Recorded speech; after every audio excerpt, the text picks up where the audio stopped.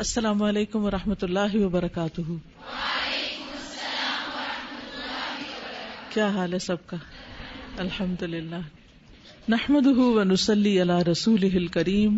اما بعد فاعوذ باللہ من الشیطان الرجیم. بسم اللہ الرحمن الرحیم. رب اشرح لی صدری ویسر لی امری واحلل عقدۃ من لسانی یفقہوا قولی.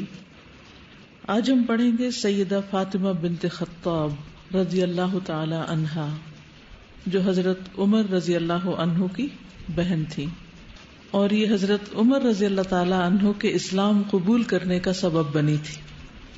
ان کا نام فاطمہ، ان کی کنیت ام جمیل تھی. والد کا نام خطاب بن کفیل تھا، بھائی کا نام عمر بن خطاب اور خاوند کا نام سعید بن زید تھا. سعید رضی اللہ عنہ کو ان 10 صحابہ کرام میں سے ہونے کا اعزاز حاصل ہے جنہیں جنت کی بشارت دی گئی تھی، یعنی عشرہ مبشرہ میں سے ہیں.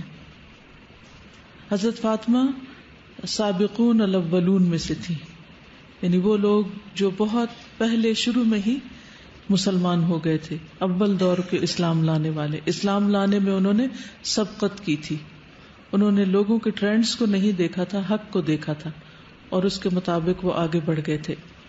ان سے پہلے 25 لوگ صرف مسلمان ہوئے تھے، ان کا نمبر 26واں تھا، اور ان کے فوراً بعد ان کے شوہر سعید بن زید جو ہیں وہ مسلمان ہوئے. فاطمہ بنت خطاب اور ان کے خاوند سعید بن زید نے بہت جلد پہلے ہی مرحلے میں اسلام قبول کر لیا تھا. سیدنا خباب بن ارت ان کے گھر قرآن مجید کی تعلیم دینے کے لیے آیا کرتے تھے. اگرچہ یہ خود بھی عرب تھے لیکن سیدنا خباب آتے تھے کیونکہ وہ ان سے زیادہ قرآن جانتے تھے. وہ انہیں قرآن مجید پڑھ کر سناتے اور دینی احکام سکھلاتے. اس سے یہ پتہ چلتا ہے کہ مسلمان ہونے کے بعد جو سب سے پہلی ضرورت ہوتی ہے وہ اسلام کو سیکھنے کی ہوتی. آپ کسی اور دین میں کچھ بھی ہو سکتے ہیں، آپ اسے جانے یا نہ جانے، صرف نام ہی کافی ہو سکتا ہے، لیکن اگر آپ مسلمان ہیں تو آپ پر طلب العلم کیا ہے؟ فریضۃ. علم حاصل کرنا فرض ہے، لازم ہے، تاکہ آپ جان سکے کہ آپ کا رب آپ سے کیا چاہتا ہے.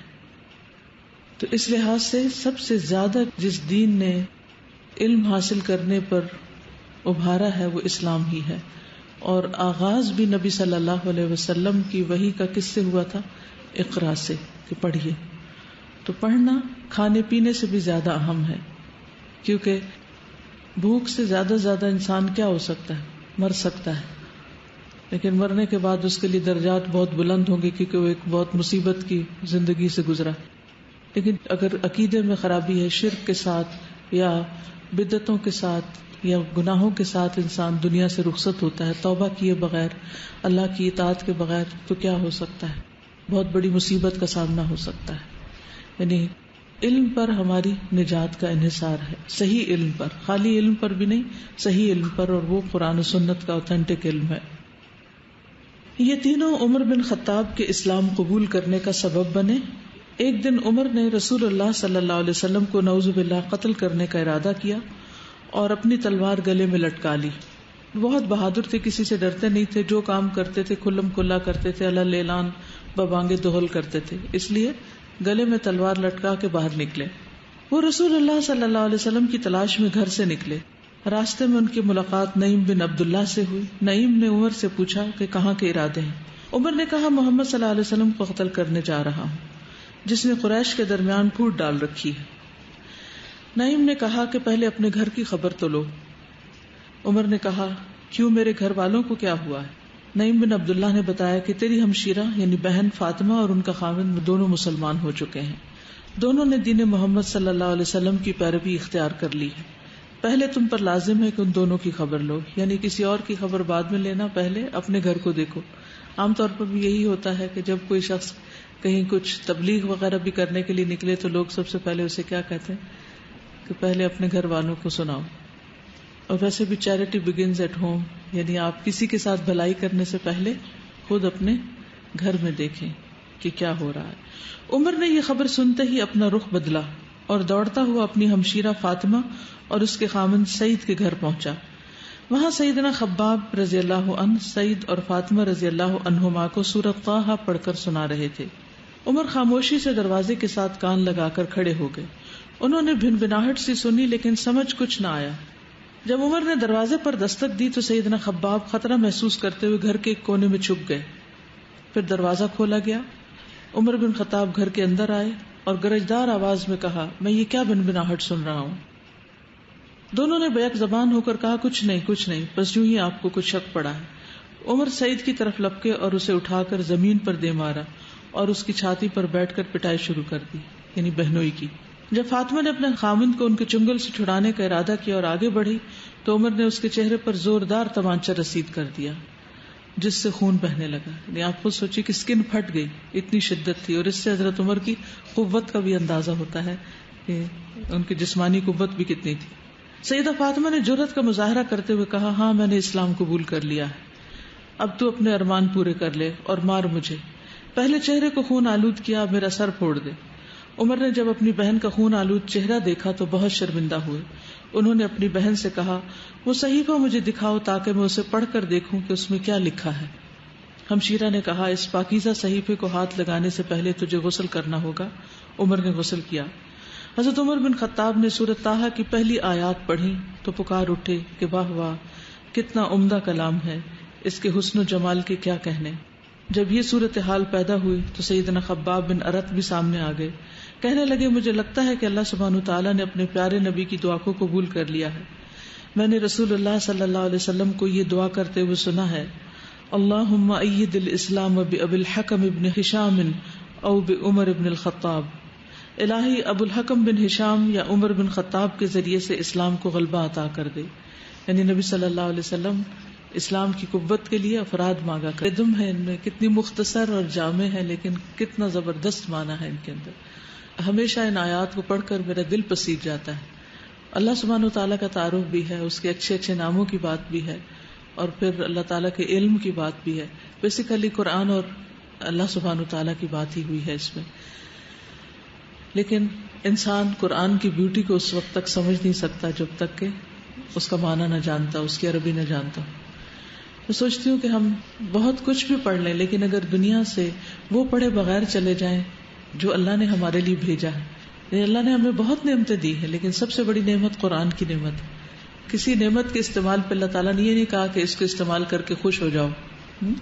یعنی کھانے پینے کی چیزیں ہیں, پہننے اوڑھنے کی, دنیا میں اور بہت کچھ بنایا, زمین پہ بہت کچھ رکھا, اس کے اندر بہت کچھ رکھا, سمندر میں طرح طرح کے پرندے ہیں, طرح طرح کی مچھلیاں ہیں, طرح طرح کی مخلوقات ہیں, آسمان کے ستاروں کو آپ دیکھیں, انسان کتنی بے شمار چیزوں سے فائدہ اٹھاتا ہے.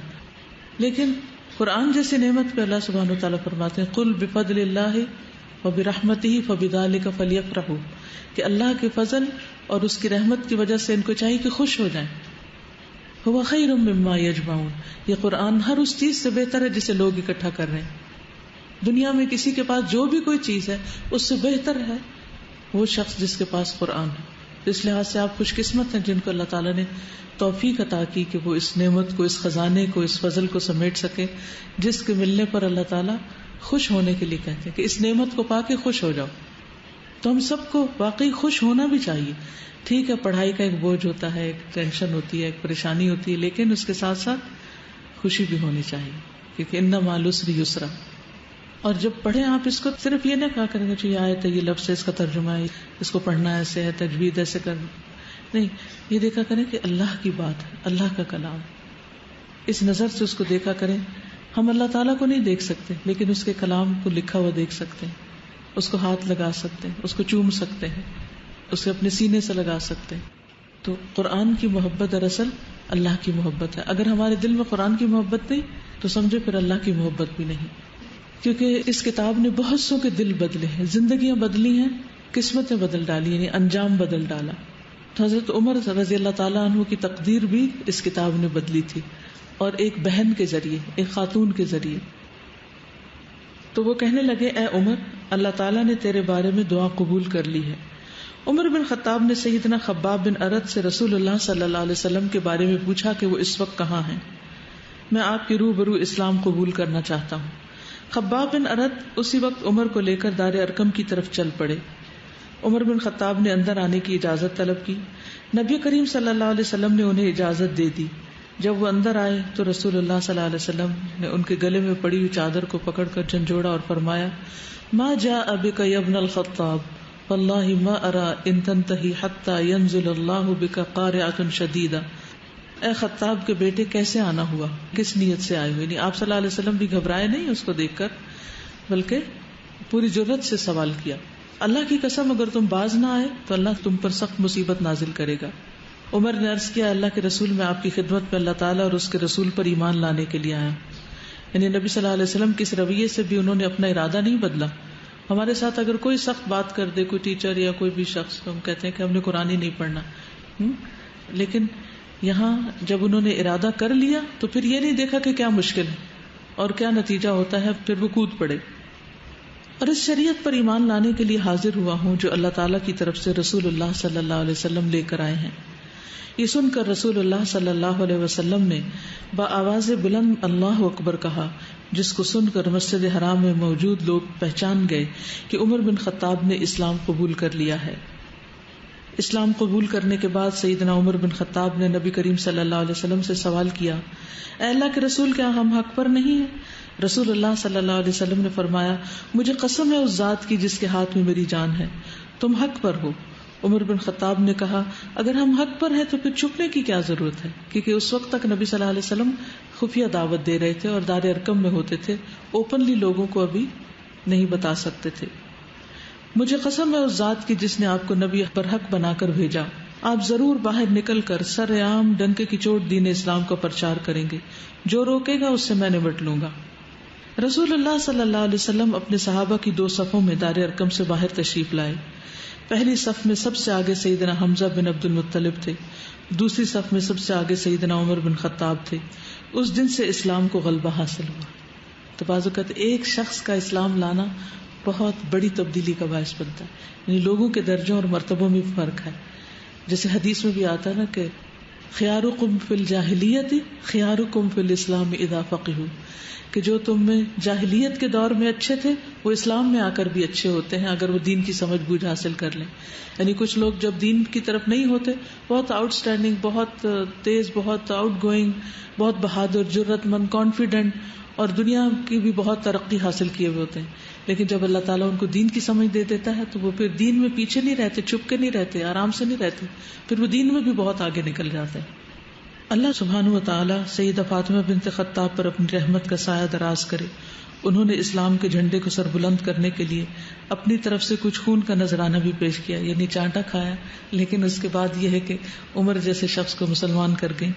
یہ حضرت عمر کے دور خلافت تک زندہ رہی. اس وقت ان کے دور خلافت میں ان کا انتقال ہوا. ان کے 4 بیٹے تھے, عبد الرحمن, عبداللہ, زید اور اسود. در المنصور میں ان کے بارے میں لکھا ہے کہ بہت ادیبہ, فاضلہ, نیک خاتون تھی جو امر بالمعروف اور نہی عن المنکر کیا کرتی تھی, یعنی لوگوں کو اچھی باتیں بتاتی تھی اور برے کاموں سے روکا کرتی تھی. اب آپ بتائیے کہ آپ کیا سوچ رہی ہیں؟ السلام علیکم. استاذہ, اپیرنٹلی تو لگ رہا ہے کہ ان کو مار پڑی تھی اور انہوں نے چانٹا کھایا, لیکن that was a blessing in disguise کہ اس کے بعد جو ریزلٹس تھے ماشاءاللہ کہ حضرت عمر رضی اللہ عنہ نے اسلام قبول کیا, تو سم ٹائمز ہمارے لیے بھی کچھ پرابلمز آتی ہیں, کچھ چانٹے ہوتے ہیں زندگی میں, تو لگ رہا ہوتا ہے کہ اتنی بڑی پرابلم ہے کیسے سالو ہوگی, لیکن وہ اللہ تعالیٰ کی طرف سے بلیسنگ ہوتی ہے. اور اسی طرح سم ٹائمز ٹرائلز آتی ہیں تو ہم پریشان ہو جاتے ہیں کہ ان کا کیا سلوشن ہے, لیکن اللہ تعالیٰ جو ہے بعد میں دکھاتے ہیں کہ اس میں کیا حکمت تھی. تو یہی ہے کہ اللہ تعالیٰ پہ ٹرسٹ کرنا چاہیے. اور سیکنڈلی جب پروفٹ صلی اللہ علیہ وسلم دعا کر رہے تھے تو میں یہی سوچ رہی تھی کہ کیا کوالٹیز تھیں کہ پروفٹ صلی اللہ علیہ وسلم نے خود دعا کی کہ ان 2 عمرین میں سے ایک, تو ہم نے بھی اپنے آپ کو اس کیپیبل کرنا ہے, ایسی کوالٹیز ڈیولپ کرنی ہے کہ لوگ فار ایگزامپل اسلام کے لیے بھی یا کسی کے لیے بھی, اور ایسے لوگوں کے لیے ہم دعا بھی کریں. آپ کے دوستوں میں, فرینڈز میں, رشتہ داروں میں جو لوگ دنیا میں بہت آگے ہوں ان کے لیے دعا کریں کہ اللہ ان کو دین کی ہدایت دے دے تاکہ یہ دین کے کام آئے اور دین کا نام سر بلند ہو. جی, یہ جو حضرت عمر رضی اللہ تعالیٰ انہوں نے قرآن سننے کے بعد جو ان کی کیفیت تھی, اور حضرت عمر کے بارے میں جیسے آتا ہے کہ کتنی سختی اور کتنی ان کے اندر وہ تکبر سا تھا اور کتنی بڑائی کے ساتھ آتے ہیں, لیکن قرآن سننے کے ساتھ ہی ان کے اندر سے وہ ساری چیزیں جیسے وہ کہتے ہیں نا عاجزی آ جاتی ہے, ڈھہ گئی, وہ گر کے اور اللہ کے سامنے جھک کے اور حضرت نبی صلی اللہ علیہ وسلم کے سامنے, کیونکہ ایمان سب سے پہلے انسان کے اندر کے تکبر کو ختم کرتا ہے, غرور کو ختم کرتا ہے, ایگو کو ختم کرتا ہے, انا کو ختم کرتا ہے, کیونکہ انسان اللہ کے لیے جھکنے والا بن جاتا ہے. ہم دن میں 5 بار اللہ کے آگے جھکتے ہیں, یہ کیا سبق دیتا ہے ہم کو؟ عاجزی کا سبق دیتا ہے. اگر ہم بزنس اسٹڈیز کریں تو اس میں ایک بہت امپورٹنٹ کانسیپٹ ہمیں پڑھایا جاتا ہے کہ فرسٹ موور ایڈوانٹیج آپ کو ملے گا اگر آپ مارکیٹ میں فرسٹ اپنا بزنس لانچ کریں گے. لیکن اس کے ساتھ ایک بہت بڑا رسک ہوتا ہے کہ higher the risk higher will be the rate of return. تو ان کے سب یہ سابقون الاولون تھے, انہوں نے فرسٹ موور ایڈوانٹیج لیا تھا اسلام میں, اسی لیے اللہ تعالیٰ نے ان کو عشرہ مبشرہ میں ڈالا. اور پھر سیکنڈلی جو 80% آپ کے پروفٹ ہوتے ہیں وہ 20% کسٹمرز بنا رہے ہوتے ہیں. تو یہ وہ 20% اسلام کے لوگ تھے جنہوں نے اتنا زبردست کام کیا کہ 80% آگے جو پروپیگیٹ ہوا اسلام ان کی وجہ سے. جی السلام علیکم. جیسے بہن کا کردار بھی پتہ چلتا ہے کہ اپنے بھائی کی پہلے آرام سے مار کھائی ہے, اور پھر اس کے بعد جب بھائی نے کہا کہ مجھے وہ لا کے دکھاؤ تو انہوں نے دکھایا بھی ہے. آگے سے یہ نہیں کہا کہ مجھے مار لیا, اب کیوں میں دکھاؤں گی یہ وہ, انہوں نے پھر وہ چیز دکھائی. یعنی بھائیوں کو بھی تبلیغ کی جا سکتی ہے, یہ نہیں سوچنا چاہیے کہ مردوں کا فرض ہے کہ وہ ہمیں بتائیں. السلام علیکم.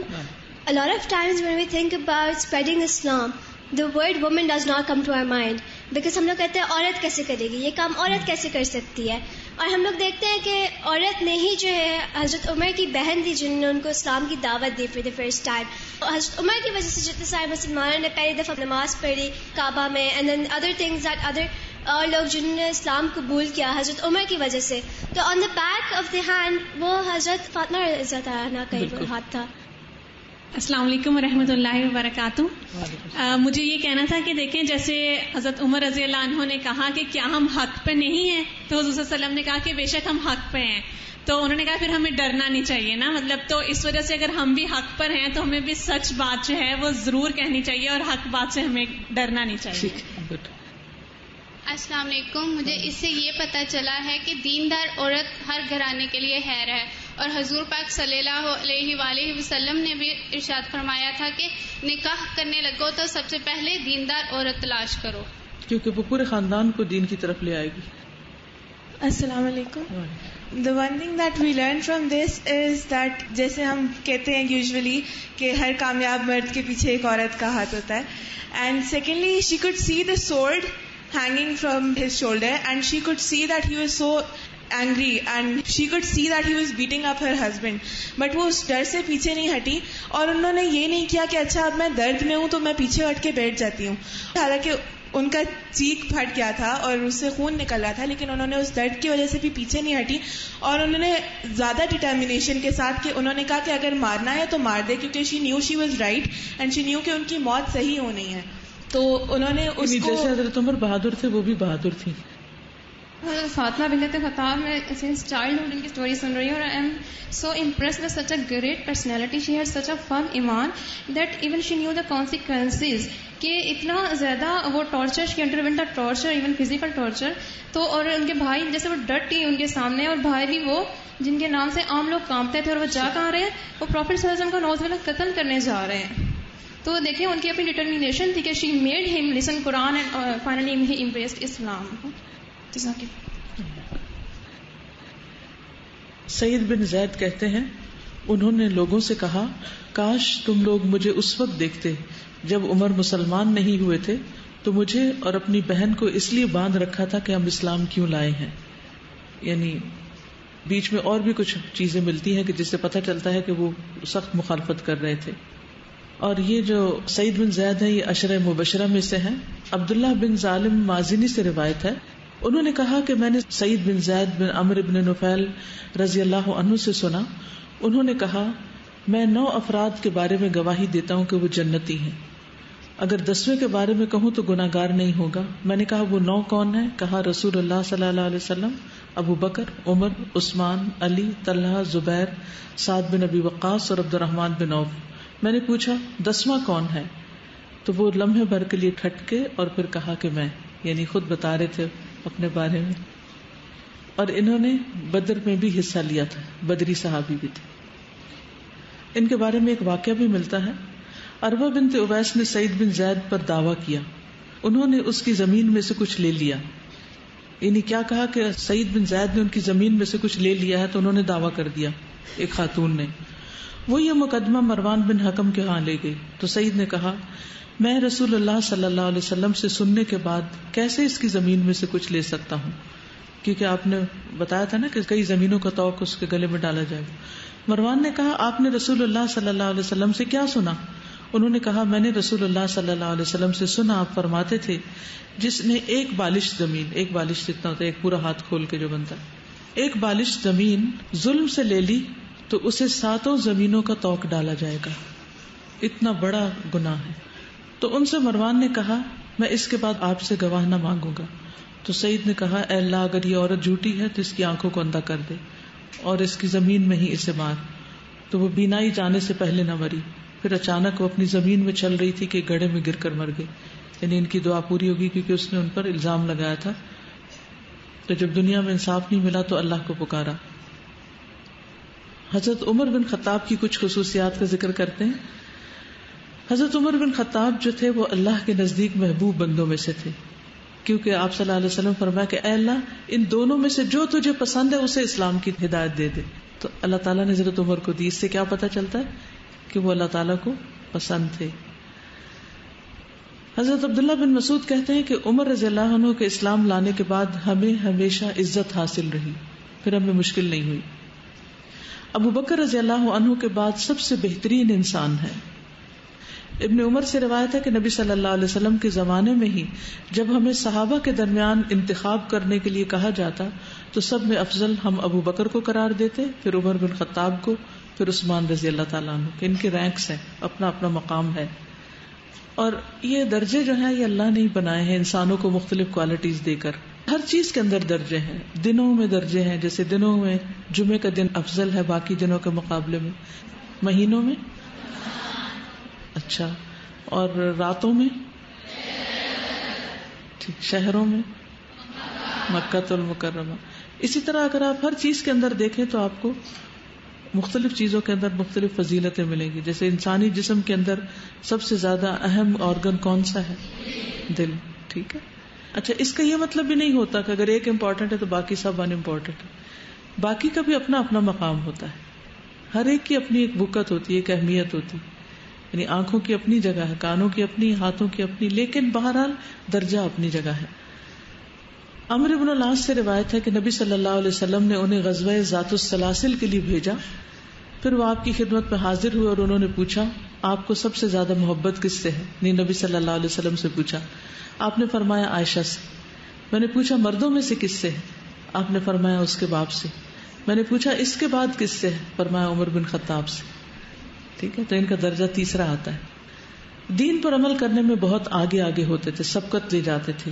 یعنی یہ نہیں دیکھتے تھے کہ دوسرے کرے تو میں کروں، وہ خود ٹرینڈ سیٹ کرتے تھے.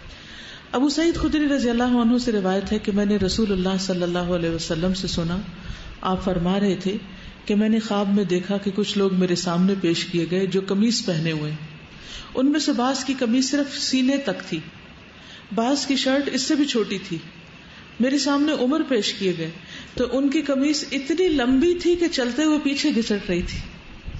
صحابہ نے عرض کیا یا رسول اللہ صلی اللہ علیہ وسلم اس کی تعبیر کیا ہے؟ آپ نے فرمایا اس سے مراد دین ہے. یعنی لباس جو ہوتا ہے انسان کا خواب میں اس کا دین ہوتا ہے. چھوٹا ہو تو کم ہے، زیادہ ہو تو زیادہ ہے. نبی صلی اللہ علیہ وسلم کے علم کے وارث تھے. رسول اللہ صلی اللہ علیہ وسلم نے فرمایا میں نے خواب میں اتنا دودھ پیا کہ میں دودھ کی سیرابی دیکھنے لگا جو میرے ناخنوں یا ناخنوں پر بہ رہی ہے.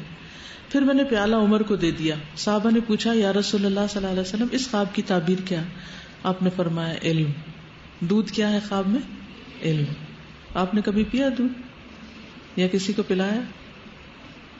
اگر کوئی نبی ہوتا تو عمر ہوتے. رسول اللہ صلی اللہ علیہ وسلم نے فرمایا اگر میرے بعد کوئی نبی ہوتا تو عمر بن خطاب ہوتے. ان کی زبان اور دل پر حق جاری ہو جاتا تھا. ابن عمر کہتے ہیں کہ رسول اللہ صلی اللہ علیہ وسلم نے فرمایا اللہ نے عمر رضی اللہ عنہ کے دل اور زبان پر حق جاری کر دیا. اور ابن عمر فرماتے ہیں کہ کوئی واقعہ ایسا نہیں جس میں عمر رضی اللہ تعالی عنہ نے اور دوسرے لوگوں نے کوئی رائے دی ہو اور قرآن حضرت عمر کی رائے کے مطابق نہ اترا. یعنی جب مختلف لوگ اپنے اوپینین دیتے تھے کسی ایشو کے بارے میں تو جب قرآن کی آیات نازل ہوتی تو جو عمر کا اوپینین ہوتا اس کو قرآن سپورٹ کرتا ہے. ان کی حکومت بھی بہت عمدہ تھی. عبداللہ بن عمر رضی اللہ عنہ سے روایت ہے کہ نبی صلی اللہ علیہ وسلم نے فرمایا مجھے خواب میں دکھایا گیا کہ میں کنویں سے ایک بڑا ڈول کھینچ رہا ہوں جس پر لکڑی کا چرخ لگا ہوا ہے. یعنی پانی نہیں کھینچتے کنویں سے, کبھی آپ نے دیکھا ہوگا دیہات میں وہ چرخی لگی ہوئی ہوتی ہے نا, تو اس کو گھماتے جاتے ہیں اور وہ جو رسی ہوتی ہے وہ چرخی کے اوپر لپٹتی جاتی ہے اور نیچے سے پانی کا ڈول بھر کے اوپر آتا جاتا ہے. جب قریب آ جاتا ہے تو لوگ اس کو نکال لیتے ہیں. پھر ابو بکر آئے اور انہوں نے بھی 1 یا 2 ڈول کھینچے مگر کمزوری کے ساتھ, اللہ ان کی مغفرت کرے. پھر عمر آئے اور ان کے ہاتھ میں وہ ڈول ایک بہت بڑے ڈول کی صورت اختیار کر گیا, بڑا ڈول بن گیا. میں نے ان جیسا مضبوط اور باعظمت شخص نہیں دیکھا جو اتنی مضبوطی کے ساتھ کام کر سکتا ہو. انہوں نے اتنا کھینچا کہ لوگ سیراب ہو گئے اور اپنے اونٹوں کو پلا کر ٹھکانوں پہ لے گئے. تو یہ خواب کیا تھا کہ حضرت عمر سے لوگوں کو بہت زیادہ فیض پہنچے گا. حدیث میں آتا ہے المؤمن القوی خیر واحب الی اللہ من المؤمن الضعیف وفی کل خیر. قوی مومن, اسٹرانگ مومن بہتر ہے کمزور مومن سے. تو یہ نہ سوچا کریں ہم لڑکی ہیں تو ہم کچھ نہیں کر سکتے, ہم تو بیمار ہیں, اور مسئلے مسائل لے کے سیلف پیٹی کا شکار ہو کے مجھے تو یہ بھی پرابلم ہے اور یہ پرابلم ہے اس لیے میں پڑھ نہیں سکتی, میں کسی کی خدمت نہیں کر سکتی, کچھ نہیں.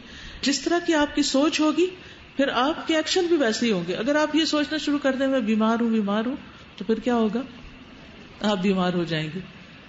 تو خوش ہونے کا راز کیا ہے, اور کسی بھی چیز کو اچھے طرح کرنے کا کہ سب سے پہلے آپ اپنے آپ کو کنونس کریں. جب غمگین ہو تو کہیں نہیں الحمدللہ میرے پاس اللہ کا دیا سب کچھ ہے, میں خوش ہوں.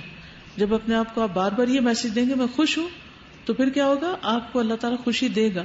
اور اگر آپ ہر وقت اپنے اوپر ایک افسردگی اور ایک بیماری طاری کیے رکھیں گے تو پھر وہ ویسے ہی ہو جائیں گے. تو انسان کی سوچ کا اس کے جسم پر, اس کے ایکشن پر بہت اثر ہوتا ہے. تو حشاش بشاش رہیں. المؤمن القوی خیر واحب الی اللہ من المؤمن الضعیف وفی کل خیر. دونوں میں خیر ہے, ہر مومن میں خیر ہے, لیکن جو جتنا اسٹرانگ ہوگا, جتنا زیادہ آگے بڑھ کے کام کرے گا, اس کی خیر اتنی زیادہ ہوگی.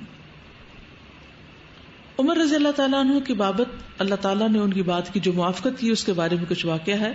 حضرت انس رضی اللہ عنہ سے روایت ہے کہ عمر رضی اللہ تعالیٰ عنہ نے فرمایا 3 باتوں میں میں نے اپنے رب کی موافقت کی. میں نے کہا تھا کہ یا رسول اللہ, اگر آپ مقام ابراہیم کو نماز پڑھنے کی جگہ بنا سکتے تو اچھا ہوتا. یہ حضرت عمر کی رائے تھی, انہوں نے مشورہ دیا تھا. تو اللہ تعالیٰ نے آیت نازل کر دی واتخذوا من مقام ابراہیم مصلی, مقام ابراہیم کو نماز پڑھنے کی جگہ بنا لو. اور آج جو بھی حج عمرے پر جاتا ہے اس کے 2 نفل پڑھتا ہے. تو یہ مشورہ بھی کس کی طرف سے تھا, حضرت عمر کی طرف سے. اس سے یہ بھی پتہ چلتا ہے کہ اچھے مشورے دینے سے کبھی نہیں کترانا چاہیے. نہیں سوچتے تھے ہائے یہ تو اللہ کے رسول ہیں اور ان کا تو مقام اتنا بڑا ہے اور یہ تو سب کچھ خود ہی جانتے ہیں, ہم کیا ہیں اور ہماری کیا حیثیت اور ہم کیا مشورہ دیں. نہیں. اسی طرح ہم گھر میں جیسے والدین ہوتے ہیں تو بعض اوقات ہم سوچتے ہیں امی ابا ہم سے بڑے ہیں یا دادا دادی ہم سے بڑے ہیں, ان کو ہم کیا بتائیں. نہیں, بعض اوقات ان کو بھی ضرورت ہوتی ہے, وہ انسان ہوتے ہیں, ان کو بھی اچھے مشورے چاہیے ہوتے ہیں. اسی طرح کوئی ٹیچر ہو, کوئی بڑا ہو, اس کو بھی کوئی بھی اچھی سجیشن ہو ضرور دے دینی چاہیے, کیونکہ آپ کی سجیشن کی وجہ سے اگر کوئی چیز ہو گئی تو اس کا اجر و ثواب آپ کو بھی جائے گا. آپ کو معلوم ہے جب پہلا بیچ شروع کیا تھا میں نے تعلیم القرآن کا, تو میں نے کہا تھا کہ نہ اس کے کوئی پیپر ہوں گے اور نہ اس کا سرٹیفکیٹ ہوگا. بس وہ لوگ آئیں جو قرآن سیکھنا چاہتے ہیں اور 1 سال میں قرآن سیکھ کر چلے جائیں. اس سے بھی پتہ چل جائے گا کون کتنا مخلص ہے, کون سرٹیفکیٹ کے لیے آیا اور کون قرآن سمجھنے کے لیے. خیر کچھ عرصے تک میں نے پیپر بھی نہیں لیے اور اسی طرح چلتا رہا. تو اللہ جزائے خیر دے کچھ اسٹوڈینٹس کو, انہوں نے مجھے کنونس کیا کہ نہیں, اگر آپ ہم سے پیپر لیں گے تو ہم زیادہ پڑھیں گے, ہم ٹیسٹ کی وجہ سے زیادہ محنت کریں گے, اگر آپ اس کے نمبر رکھیں گے تو پھر اور زیادہ ہمارا کمپٹیشن ہوگا تو شوق بڑھے گا, اور اگر آپ سرٹیفکیٹ رکھیں گے تو اور زیادہ اس کے لیے جدوجہد ہوگی. تو سب سیریس ہو جائیں گے, کیونکہ کچھ نہ کچھ ایسی موٹیویشن ہونی چاہیے, کوئی چیز ہونی چاہیے جس کے لیے لوگ کام کریں. تو بہرحال اسٹیپ بائی اسٹیپ تھوڑا تھوڑا کر کے پھر بہت سارے پاروں کے پیچھے کے پیپر لیے, پھر وہ اکٹھا کام ہوا, پھر بہت مشکلیں بھی آئیں. لیکن الحمدللہ آج جو الہدیٰ آپ کو نظر آتا ہے اس میں بے شمار لوگوں کے مشورے ہیں, کیونکہ میں ہمیشہ لوگوں کے مشوروں کو بہت کان لگا کے سنتی تھی کہ معلوم نہیں اللہ تعالیٰ کس کی زبان سے کون سی خیر جاری کروا دے اور اس سے بھلائی ہو جائے اور لوگوں کا بھلا ہو جائے. تو کبھی کسی کے معمولی مشورے کو بھی اگنور نہیں کرنا چاہیے. اگر وہ فائدے کا ہے تو اس سے فائدہ ہو جائے گا. اور اگر نہیں تو ضروری بھی نہیں ہوتا کہ ہر مشورہ ہی مان لیا جائے, کیونکہ اگر ہر مشورہ مانا جائے تو وہ ایک مشورہ دوسرے سے کنٹراڈکٹ بھی کرتا ہے اور ٹکراتا بھی ہے, تو اس سے پھر بعض اوقات خرابی بھی ہوتی ہے. تو پھر جو بڑا ہوتا ہے وہ مشورہ لیتا تو ضرور ہے, لیکن اس میں سے پھر سلیکٹ کر لیتا ہے کس کی بات زیادہ بہتر ہے. تو آپ کو بھی کوئی چیز ایسی نظر آئے جو ہونی چاہیے, اور ایون اگر ہو بھی رہی ہو کہیں آپ کو نہیں پتا تو آپ کو پھر بھی مشورہ دے دینا چاہیے. مجھے کسی نے پچھلے دنوں مشورہ دیا کہ کتنا ہی اچھا ہو اگر آپ فلاں کتاب پڑھیں, اور الحمدللہ وہ میں اس سے پہلے ہی بہت اچھی طرح پڑھ چکی تھی. تو اب جب مجھے مشورہ آیا تو تھوڑی دیر کے لیے آیا کہ ان کو پتا نہیں ہے, لیکن پھر میں نے سوچا کہ اگر میں نے نہیں پڑھی ہوتی تو کسی کے اچھے مشورے سے میں کتاب پڑھ لیتی. تو بعض اوقات لوگوں کو نہیں پتا ہوتا کہ ہم کیا کر رہے ہیں, اور لوگ آپ کو بلا وجہ مشورے دیے چلے جاتے ہیں کہ یہ کر لیں, یہ کر لیں, یہ کر لیں, اور یا تو آپ کر چکے ہوتے ہیں یا آلریڈی کر رہے ہوتے ہیں. پھر بھی مائنڈ نہیں کرنا چاہیے کیونکہ وہ اپنی سمجھ کے مطابق بات کر رہے ہیں. لیٹ دم سے کوئی بات نہیں, اور اس وقت ڈیفینسو بھی نہیں ہونا. میں نے اس کا کوئی جواب نہیں دیا ان کو کہ میں نے یہ کتاب پڑھی ہے نہیں پڑھی, کیا ہے نہیں کیا, کچھ بھی نہیں کہا میں نے, کیونکہ مجھے پتا ہے نا. تو کیا اب مجھے خود پہ اعتماد نہیں کافی ہے نا؟ اتنا ضروری ہے کہ ہر چیز انسان دوسروں کو ایکسپلین کرتا رہے اور دوسروں کو بتاتا رہے کہ میں کیا ہوں. تو کہیں پر بھی ایون اگر آپ تھوڑی دیر کے لیے بھی کہیں مثلا کسی بس اسٹاپ پر ہی رکے ہیں, کسی سے آپ کی بات ہو رہی ہے, کوئی آپ کو اپنی کوئی بیماری بتا دیتا ہے یا کوئی اپنا کوئی مسئلہ بتا دیتا ہے, یا کوئی بھی چیز ایسی ہو رہی ہوتی جو ٹھیک نہیں ہوتی, تو آپ اس میں سجیشن دے سکتے ہیں. مثلا کئی دفعہ ایسا ہوتا ہے کہ جیسے ایئرپورٹ پہ میں دیکھتی ہوں کہ کوئی ماں اپنے بچے کو اگنور کر رہی ہے, یا بچہ رو رہا ہے, یا میاں بیوی جھگڑ رہے ہیں. ایک دفعہ ایسا ہوا کہ میں کہیں جا رہی تھی تو ایئرپورٹ پہ تھی, تو میرے سے آگے 2 ہسبینڈ وائف تھے اور چھوٹے چھوٹے ساتھ ان کے بچے تھے, اور وہ دونوں آپس میں جھگڑے چلے جا رہے تھے. اور مجھے اتنی تکلیف ہو رہی تھی کہ ان کے بچے کیا سن رہے ہیں, کیا دیکھ رہے ہیں, کیونکہ بچوں کے دل میں تو ماں باپ کی محبت ہوتی ہے نا, وہ تو دونوں کو آپس میں ایک دوسرے سے اچھا ہی دیکھنا چاہتے ہیں. تو اب میں مناسب وقت کا انتظار کر رہی تھی کہ کس وقت نصیحت کروں اور کس کو کروں. تو ظاہر آدمی سے تو مجھے بات نہیں کرنی تھی, مجھے تو ایسے ہوا کہ تھوڑی سی وہ لائن لمبی تھی, ذرا سی آگے ہوئی, تو ہسبینڈ جو تھا وہ شاید ایک بچے کو لے کے یا کس کام سے مجھے یاد نہیں, وہ وہاں سے کہیں اور گیا, یعنی لائن چھوڑ دی اس نے, بیوی وہیں کھڑی تھی. تو میں نے اس کے کندھے پہ تھوڑا سا ٹیپ کر کے میں نے کہا میں آپ سے ایک بات کرنا چاہتی ہوں کہ آپ کے ماشاءاللہ اتنے پیارے بچے ہیں, لیکن جب آپ ان کے سامنے جھگڑ رہے تھے تو میرے دل کو کچھ ہو رہا تھا کہ یہ بچے کیا فیل کر رہے ہوں گے, تو آپ آئندہ بچوں کے سامنے نہیں لڑیے گا اپنے میاں سے. تو ایسے وہ پھر یعنی اس نے اگری کیا مجھ سے. تو میرے دل کو اتنی خوشی ہوئی کہ میں نے کسی کو ایک اچھا مشورہ دیا ہے. تو یہی ہوتا ہے امر بالمعروف اور نہی عن المنکر. بعض اوقات ہم ایسے سین دیکھ کر منہ موڑ کے کھڑے ہو جاتے ہیں کہ نہ یہ نظر آئے نہ ہمیں بادر کریں. تو ہر ایک کی خیر خواہی کرنی چاہیے. اچھا یہ بھی نہیں کہ ضروری ہے کہ وہ ہماری بات مانے, نہ بھی مانے, کئی دفعہ وہ نہیں بھی مانتے تو بھی کوئی بات نہیں, نہ مانے, لیکن ہم اپنی طرف سے اچھی بات کہہ ڈالیں, ڈرے نہیں. دوسری آیت پردے کے بارے میں تھی. میں نے کہا یا رسول اللہ کاش آپ اپنی بیویوں کو پردے کا حکم دے دیتے, کیونکہ ان سے اچھے اور برے ہر طرح کے لوگ بات کرتے ہیں. اس پر پردے کی آیت نازل ہو گئی. ایک مرتبہ نبی صلی اللہ علیہ وسلم کی ازواج نے باہم شک اور رقابت کی وجہ سے آپ کے خلاف اتفاق کر لیا, تو میں نے کہا کہ ہو سکتا ہے کہ آپ کا رب تمہیں طلاق دلا دے اور اس کے بدلے بہتر بیویاں آپ کو دے دے. تو یہ آیت نازل ہوئی عسیٰ ربہ ان طلقکن ان یبدلہ ازواجا خیرا منکن. تو حضرت عمر کی رائے جو تھی وہ ایک الہامی رائے ہوتی تھی, جیسے اللہ تعالیٰ ان کے دل میں کوئی بات ڈال دیتا تھا اور ان سے بلوا دیتا تھا, کیونکہ اللہ تعالیٰ تو جو چاہے نازل کر سکتا ہے, اتار سکتا ہے, لیکن ہمارا دین ایک نیچرل فطری دین ہے کہ لوگوں کی سوچیں اور لوگوں کے مسائل کا ایک حل بھی ہے. آپ کے ساتھ بھی ایسا ہوتا ہوگا کہ آپ کے دل میں کوئی بات ہو, اتنے میں کوئی آیت آ جاتی ہے, لیسن میں کوئی ایسی چیز آ جاتی ہے کہ جو لگتا ہے کہ جیسے یہ تو میرے ہی دل میں تھی اور یہ یہاں کیسے پتہ چل گئی. تو اگر قرآن ہمارے سوالوں کا جواب نہ دے تو پھر وہ اللہ کی کتاب نہیں. وہ ہمارے سوالوں کا جواب اسی لیے ہے کیونکہ وہ اللہ کی کتاب ہے, اور اللہ تعالیٰ کو ہر چیز کا علم ہے, اول آخر ہر بات کا علم ہے. اس کو یہ بھی پتا ہے کہ اس صدی میں اس وقت یہ لڑکی قرآن پڑھے گی اور اس کے دل میں یہ خیال آئے گا اور اس کو یہ جواب چاہیے ہوگا. تو پروفٹ کے نہ ہونے کے باوجود بھی قرآن اس وقت ہمیں, آپ کا یہ معجزہ ہے نا, اور آپ کی نبوت ہمیشہ کے لیے خاتم النبیین ہے, تو آپ کا یہ معجزہ بھی ہمیشہ کے لیے, اور وہ اسی وجہ سے معجزہ ہے کہ اس میں ہمیں اپنے مسائل کے حل ملتے رہتے ہیں. پھر اسی طرح ابو بکر اور عمر اہل جنت کے اولین و آخرین کے بزرگوں کے سردار ہوں گے سوائے نبیوں اور رسولوں کے. زندگی میں شہادت کی خوشخبری پائی انہوں نے. انس بن مالک سے روایت ہے نبی صلی اللہ علیہ وسلم احد پہاڑ پر چڑھے تو آپ کے ساتھ ابو بکر، عمر اور عثمان بھی تھے رضی اللہ عنہم. پہاڑ لرزنے لگا، زلزلہ آ گیا. آپ نے اپنے پاؤں سے اسے مارا، یعنی نبی صلی اللہ علیہ وسلم نے زمین پہ پاؤں مارا اور فرمایا احد ٹھہر جاؤ، تجھ پر ایک نبی، ایک صدیق اور ایک شہید ہے. نبی تو آپ خود تھے، صدیق کون تھے؟ ابو بکر، اور شہید حضرت عمر. جنوں اور انسانوں کا حضرت عمر سے ڈرنا. آپ جنوں سے تو نہیں ڈرتی؟ آپ اتنی بہادر ہو جائیں کہ جن آپ سے ڈرے. رسول اللہ صلی اللہ علیہ وسلم نے فرمایا میں شیطان جنوں اور شیطان انسانوں کو دیکھتا ہوں کہ وہ عمر سے بھاگ جاتے ہیں. عمر جس راستے پہ چلتے ہیں وہ وہاں سے آگے بھاگ جاتے ہیں. ابن عباس کہتے ہیں کہ جب حضرت عمر کو شہادت کے بعد ان کی چارپائی پر رکھا گیا تو تمام لوگوں نے نعش مبارک کو گھیر لیا اور ان کے لیے دعائیں مغفرت کرنے لگے. نعش ابھی اٹھائی نہیں گئی تھی کہ میں وہاں موجود تھا. عبداللہ بن عباس. اسی حالت میں اچانک ایک صاحب نے میرا شانہ پکڑ لیا. میں نے دیکھا تو حضرت علی تھے. پھر انہوں نے حضرت عمر کے لیے دعائے رحمت کی اور ان کی نعش کو مخاطب کر کے کہا آپ نے اپنے بعد کسی بھی شخص کو نہیں چھوڑا کہ جسے دیکھ کر مجھے یہ تمنا ہوتی کہ اس کے جیسے عمل کرتا. یعنی آپ کے بعد مجھے کوئی ایسا نظر نہیں آتا کہ میرے دل میں یہ تمنا ہو کہ میرے عمل بھی اس جیسے ہوں اور اس حال میں اللہ سے جا ملوں. اور اللہ کی قسم مجھے تو پہلے سے یقین تھا کہ اللہ آپ کو اور آپ کے دونوں ساتھیوں کو ساتھ ہی رکھے گا. میرا یہ یقین اس وجہ سے تھا کہ میں نے اکثر نبی صلی اللہ علیہ وسلم کی زبان سے یہ الفاظ سنے تھے میں ابو بکر اور عمر گئے، میں ابو بکر اور عمر گئے. یعنی جب وہ حضرت ابو بکر کا نام لیتے تو عمر کا ساتھ ہی ہوتا تھا. میں ابو بکر اور عمر داخل ہوئے، میں ابو بکر اور عمر باہر آئے. اور اللہ تعالیٰ نے کس طرح ان کو زندگی کے بعد بھی ان کی قبر کو بھی نبی صلی اللہ علیہ وسلم کی قبر کے ساتھ رکھا. کتنی بڑی خوش قسمتی کی بات ہے کہ حضرت ابو بکر اور حضرت عمر اس حجرہ مبارک میں آپ کے ساتھ دفن ہیں. یہ ان کے حق میں کتنی بڑی گواہی ہے کہ اللہ نے دنیا میں بھی آپ کی محبت انہیں نصیب کی اور مرنے کے بعد بھی ان کی رفاقت نصیب کی.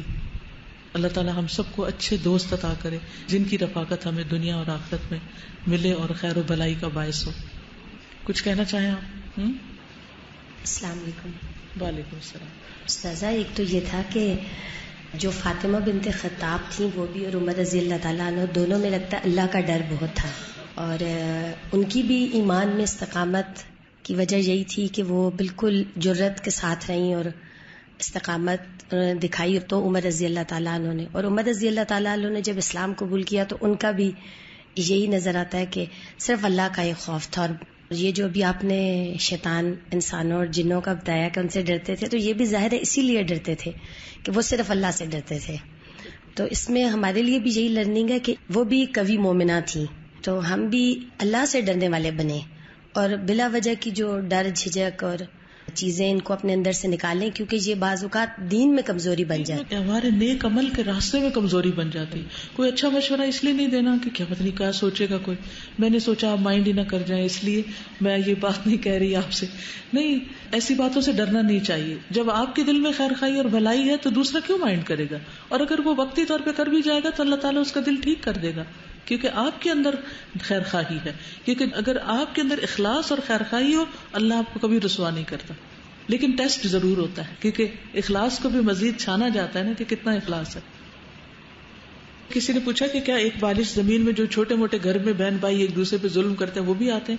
نہیں، وہ ظلم الگ ہے، وہ اپنی جگہ ظلم ہے، لیکن یہ اس سے مراد ہے کہ کسی کی زمین یعنی آپ کی باؤنڈری یہاں تک ہے اور آپ اس سے ہٹ کے 1 انچ بھی یا فٹ بھی آگے بڑھا کے اپنی دیوار کھڑی کر لیں. جی استاذہ آپ نے جیسے بھی کہا کہ رسول اللہ صلی اللہ علیہ وسلم کی صحبت حضرت عمر کو دنیا میں بھی ملی اور آخرت میں بھی جب مرنے کے بعد بھی ان کے ساتھ ہی وہ دفن کیے گئے، تو اسی لیے ہمیں اپنی صحبت اپنی کمپنی اس کو بہت زیادہ واچفل ہونا چاہیے.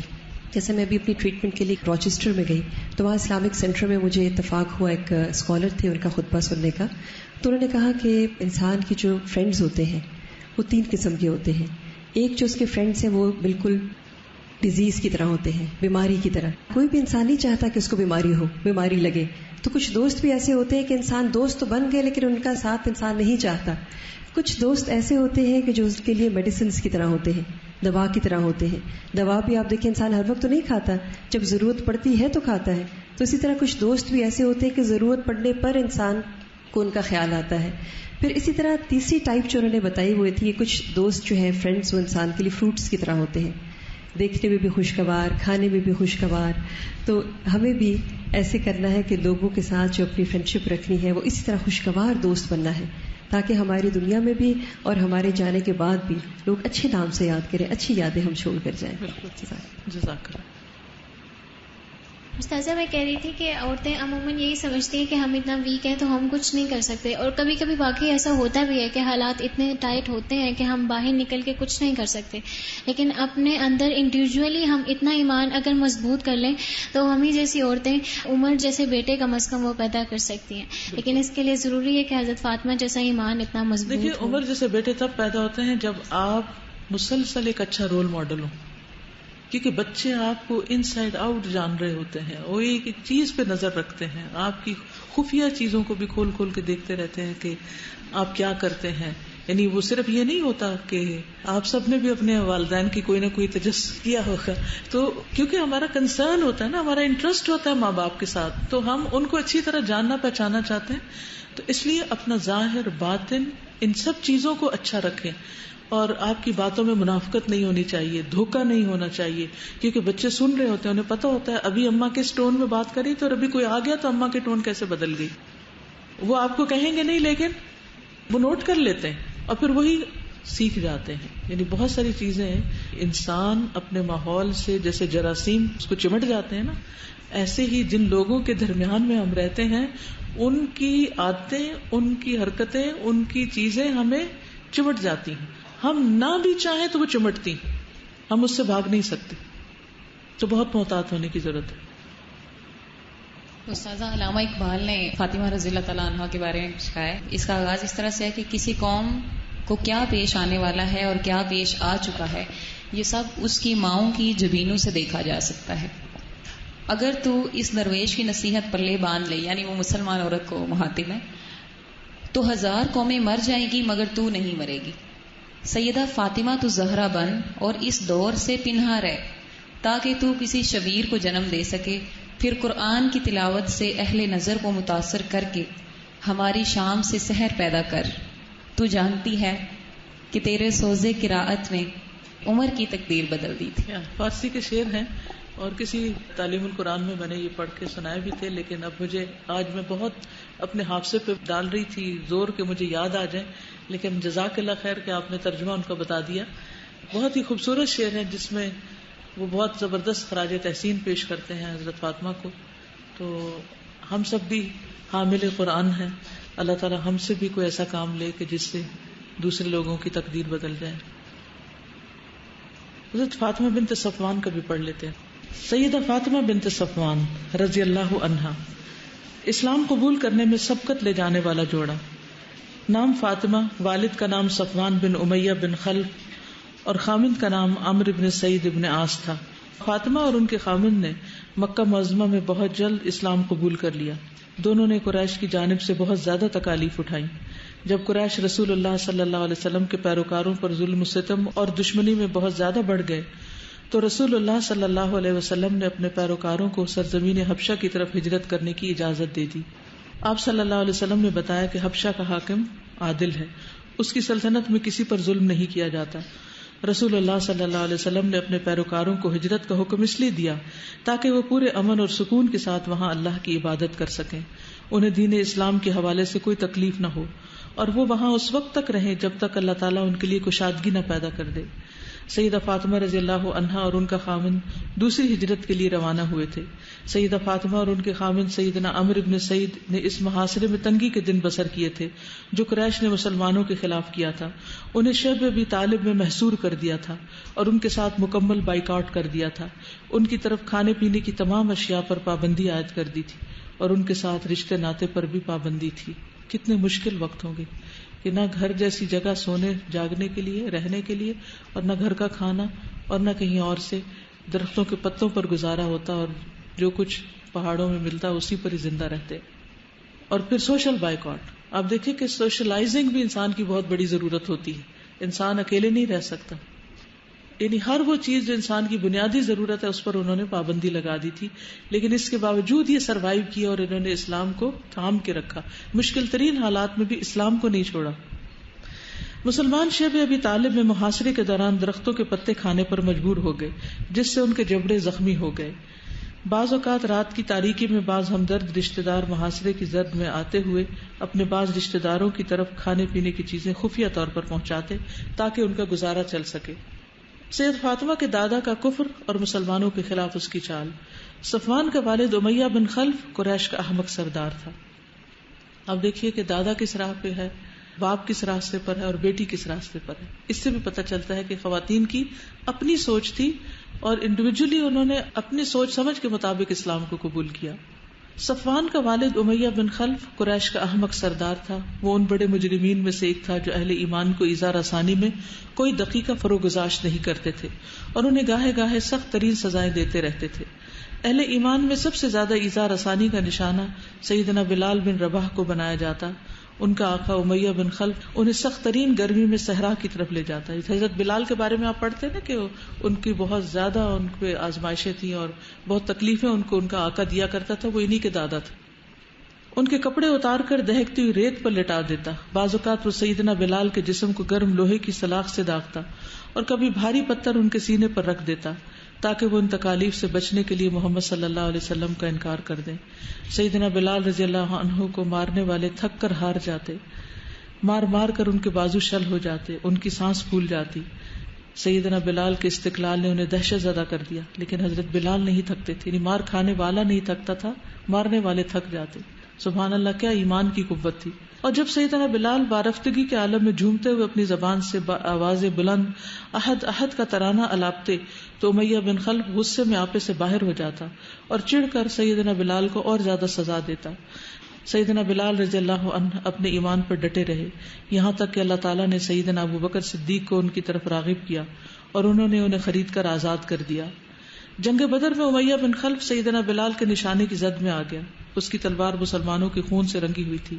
سیدنا بلال اپنے ساتھیوں کے ساتھ اللہ کے دشمن امیہ بن خلف پر اپنی تلواروں سے حملہ آور ہوئے اور اس کے جسم کے پر کچے اڑا دیے۔ یعنی کس طرح اللہ تعالیٰ نے دنیا میں ہی انتقام کا موقع دیا اور جنگ بدر میں حضرت بلال کے ہاتھوں سے ہی ان کو مروایا۔